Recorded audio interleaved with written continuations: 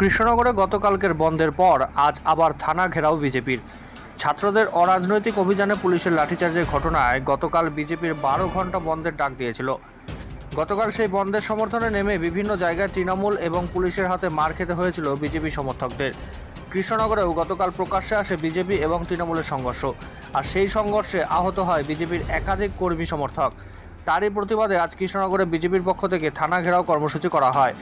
সেখানে বিজেপির নদিয়া উত্তরের সভাপতি অর্জুন বিশ্বাস বলেন, পুলিশের সামনে বিজেপি কর্মীদের মেরেছেন তৃণমূল, কিন্তু পুলিশ কোনো ব্যবস্থা নেননি সেই সময়, আর তাই আমরা আজ থানা ঘেরাও করলাম। পরবর্তীতে আমরা লিখিত আমাদের ভারতীয় জনতা পার্টির ডাকা 12 ঘন্টা যে বন্ধ ছিল, সেই বন্ধ কৃষ্ণনগরের বুকে ভারতীয় জনতা পার্টির কার্যকর্তারা বন্ধকে সফল করার জন্য যে রাস্তায় নেমেছিল, আর সেই রাস্তা নামার সময় তৃণমূলের হারমাত বাহিনী অতর্কিত কৃষ্ণনগরের কাউন্সিলর, আজকে 24, 25 এবং 19 নম্বরের কাউন্সিলর, তারা তার দলবল নিয়ে ভারতীয় জনতা পার্টির কার্যকর্তা কর্মীদের উপর যে আক্রমণ করে, আর এই আক্রমণের সময় পুলিশ তাদের পাশে ছিল।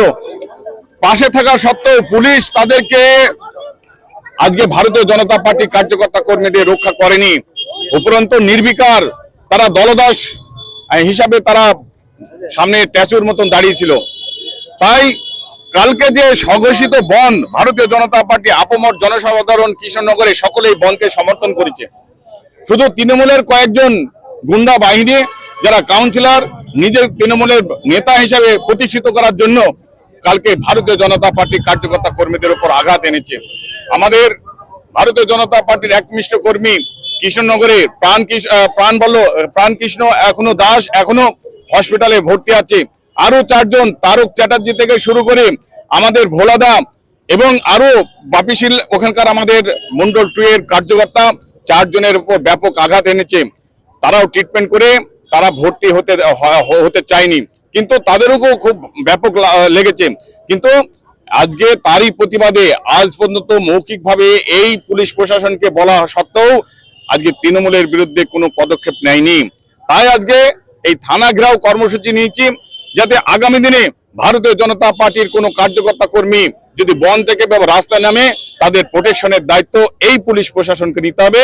আজকে সেই জন্য আমাদের এই আন্দোলন আগামী দিনে, এবং যারা দোষী তাদের উপযুক্ত শাস্তি দিতে হবে। এই জন্য আজকে আমাদের এই থানা ঘেরাও কর্মসূচি, যাতে বিরোধী দল ভারতীয় জনতা পার্টি এবং পশ্চিমবঙ্গের প্রথম বিরোধী দল তারা যেন রাস্তা নেমে আন্দোলন করার সুযোগ পায় এবং তাদের স্বাধীনতা থাকে, তারাও যত গণতন্ত্রকে রক্ষা করতে পারে, তারই দাবিতে আজকে আমাদের এই থানা ঘেরাও কর্মসূচি। আপনারা কি কোনো লিখিত অভিযোগ করেছেন? মৌখিকভাবে জানিয়েছি, দেখি কি করে। যদি না করে আজকে অবশ্যই, এখনো আমাদের যেহেতু থানায় সে হসপিটালে ভর্তি আছে, আমাদের প্রাণবল্লভ সে এখনো হসপিটালে ভর্তি আছে। আজকে যেহেতু সে হসপিটালে ভর্তি আছে, তার অবস্থা দেখে আমরা পরবর্তী পদক্ষেপ নেব। অবশ্যই করব।